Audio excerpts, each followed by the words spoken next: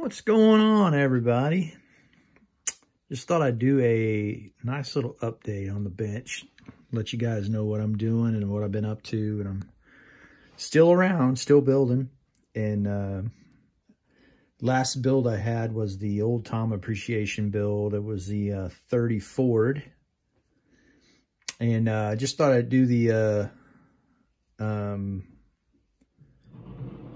update on the semi. So I kind of mentioned it before. I was doing a semi, but before that starts, I want to do a shop card. I got a shop card in the mail from Mr. Frank at Frank's Model Works. And if you're not familiar with Frank's channel, Frank does phenomenal work. He has really, really done a wonderful job with his channel and how he's doing tutorials on helping the community. If you go over to his channel, there's something for everybody, I'm going to tell you. He just did, not too long ago, did a really good tutorial on how to fix some flaws in the 69 Camaro that were really great. Instead of buying a new body, he showed you how to fix those issues that are on that kit. So I really like his factory stock style. A lot of guys will modify these kits, and that's cool. I like that too. But some of these models, they celebrate a car and an era, and I feel like some of them should be celebrated. And we're going to talk about one here in a minute. And I believe it's one of Frank's favorites. So I'm working on the Revell Peterbilt 359. I believe that's what it is. I've not ever done semi before, so this will be a first for me. But I bought a bunch of aftermarket parts for this kit, and I'll show you what I did with those parts. But I bought those parts from a company called ModelTruckBuilder.com. His parts are just phenomenal. They're just perfect. They're nice and crisp. And I feel like this model needs some help. So I'll show you what I did with it. So as you look here, what you'll notice is what I've done is I've extended the frame this way. So this piece and this piece is an extension. So I basically cut the frame here, put the extension in, and then I lowered it. There's a lowering kit that I bought. So you see the axles. And I basically cut off, if I can get my light to work, maybe a little bit. What I did is I cut off the stock rear end and put these aftermarket parts in. So it extended it 4 feet in scale length and lowered it about, I don't even know, like 4 inches, I'm going to guess. So this is coming along really well. I painted this in Splash Twister Orange. Really cool, nice neutral orange color. It's a little pale, little on the pale side. And these are the airbags. And I use, for my semi-gloss black, I use the Tamiya LP5. I've sprayed a lot of these, and this by far is the smoothest spraying semi-gloss black there is out there. And what you'll notice is, let's see if I can get it to focus a little bit. Look how smooth that finish is. I mean, that's like glass. So I got the airbags painted up. I got the tie rod painted up. And then what I did on this, because this is going to show quite a bit, I cleared it. And I cleared it with Super Clear. So Mr. Color Super Clear. And I have found with Mr. Color Super Clear that a ratio of 70 thinner and 30 paint or 30 clear is a really good ratio that I like.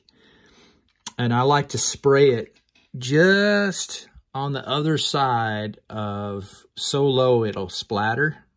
So I sprayed a little stronger than that. It always usually works out to about 15 to about 18 pounds of pressure right in there. And I have a specific airbrush I use for splash because splash paints is a paint that you have to be very careful with. It's an auto grade paint, so it is very strong.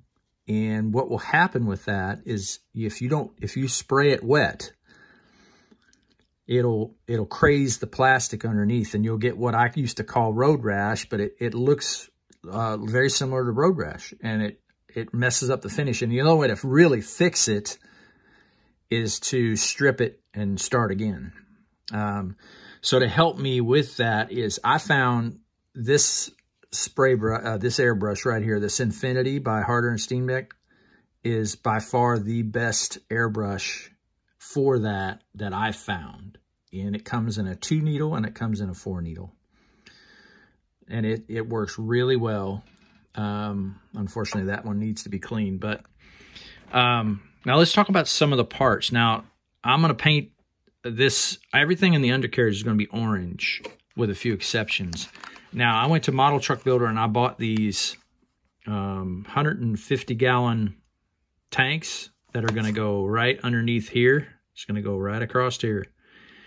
And I want you to take a look at how crisp these are. These are really crisp. They come with a bracket, and they just basically glue to the rail. Really nice parts. Some of the other parts I bought for the truck are in here, and you'll see some fenders.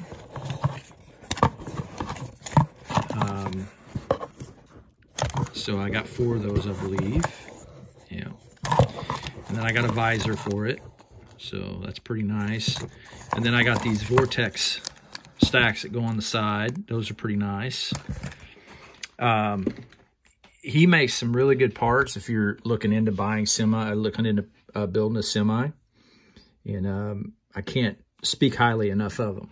So that's where I'm at with the semi.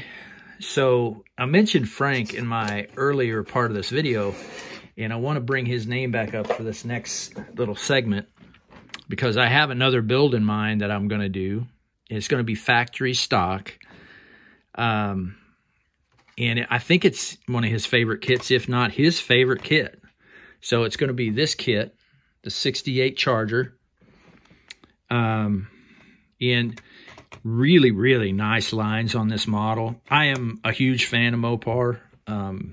Mopars are really, they made a really, really nice body back in the 60s. That B body, that really long, lean, sleek, muscular. It just looks fast sitting there to me. Body. So this is their Charger here, and this, I got the body out, but what you'll notice is right next to the window, you'll see this little square that's not supposed to be there. And it is on both sides. If you'll notice it there. It's a very tough spot to clean out. And I know how I would attack it, but this is my challenge to Frank if he's watching. I am going to tag him in the video. I would love to see a video on how you attack this, Frank, and how you go about getting rid of those lines and that mode line. But I think that's it for tonight. Really appreciate everybody that watches my videos and takes time out of their day to comment on the videos. And we love the thumbs up, and we love the comments, and we love the subs and all that stuff. But I just really never thought that anybody would ever watch my stuff. So very appreciative. And I want to thank everybody for watching. Until the next video, I'm out. Peace.